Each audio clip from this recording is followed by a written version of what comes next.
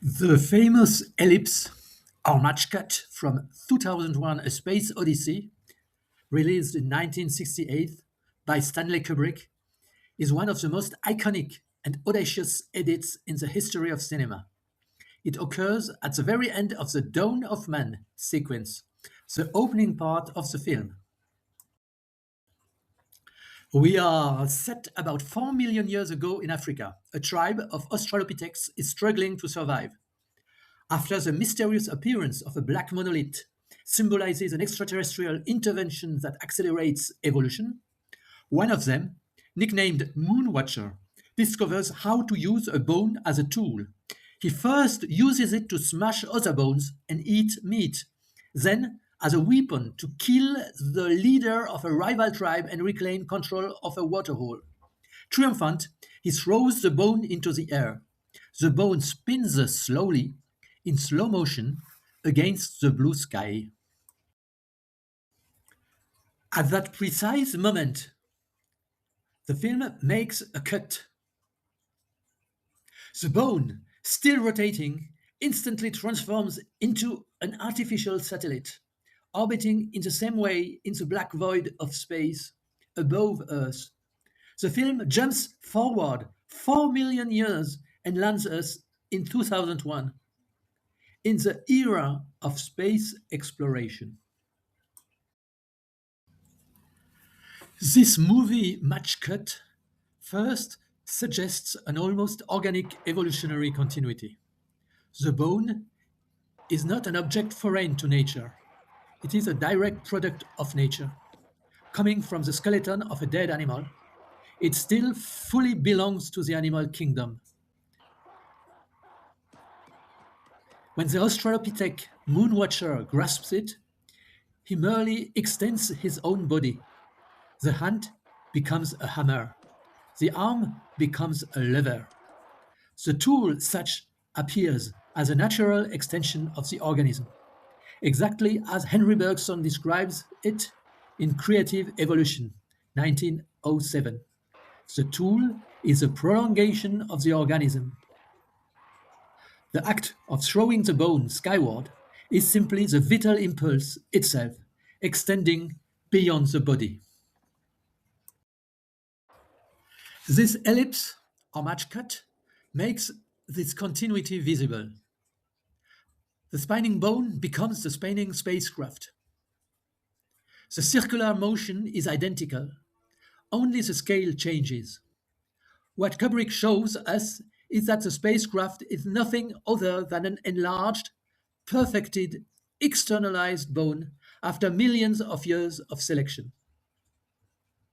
André Leroy-Gourand, in Gesture and Speech, 1964-1965, theorizes precisely this idea. Human evolution is no longer biological but technical. Humanity frees itself from its body by projecting its functions outside itself. Memory into the tool, strength into the machine. The bone becomes a hammer. The hammer becomes an engine. The engine becomes a rocket. Technology is therefore the continuation of nature by exteriorization. The film confirms this. Primitive violence, the bone smashing an enemy's skull, is not abandoned, it is merely displaced. The spacecraft, like the bone, is a weapon. It enables humanity to conquer new living space, outer space. There is no break, only homothetic extension. Nature continues into technology as the chrysalis continues into the butterfly. Transformation, not negation. But technology can also be seen as a rupture from nature.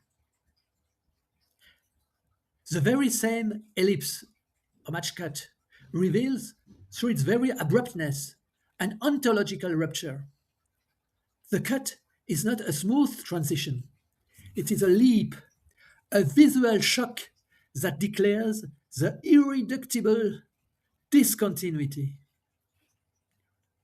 Between the bone and the spacecraft, life 4 billion years erased. The match cut, or the ellipse, is the image of nature's repression. The bone turns nature against itself. The Australopithec doesn't merely use a natural object, he transforms it into a weapon to kill a fellow being.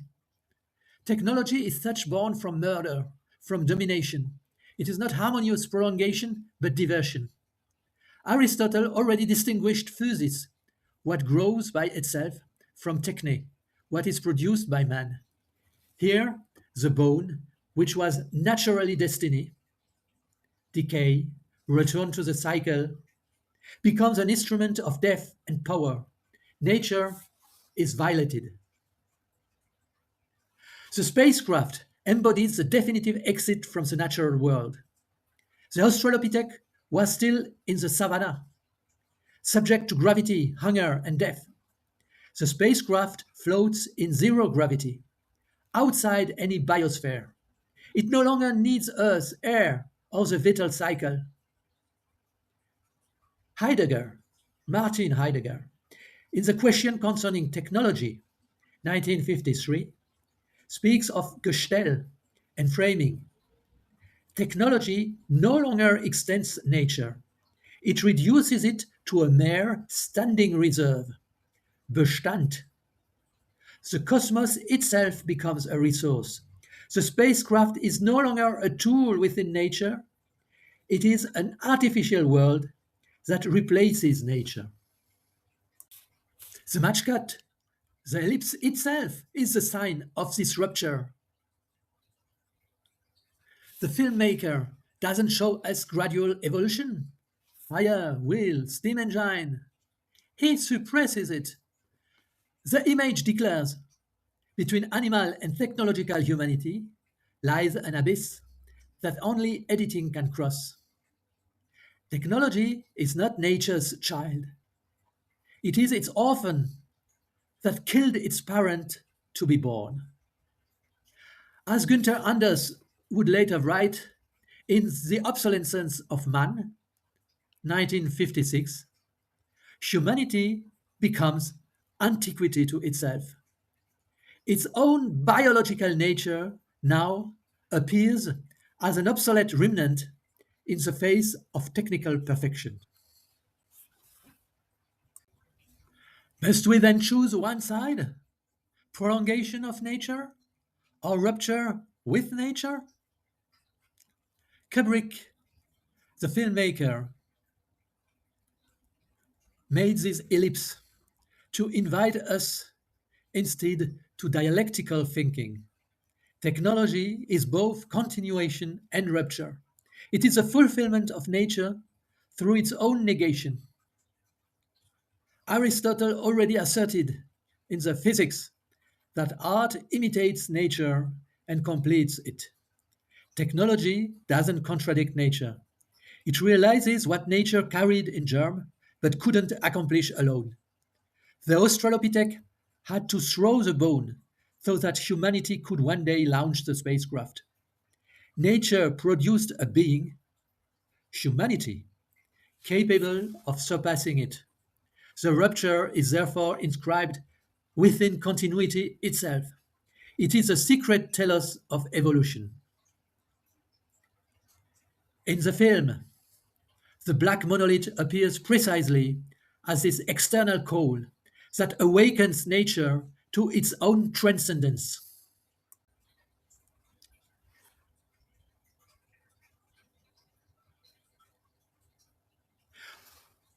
Without the black monolith, the Australopithec would have remained animal. With the black monolith, he becomes Prometheus. Technology is therefore neither pure extension nor pure alienation, but dialectical mediation.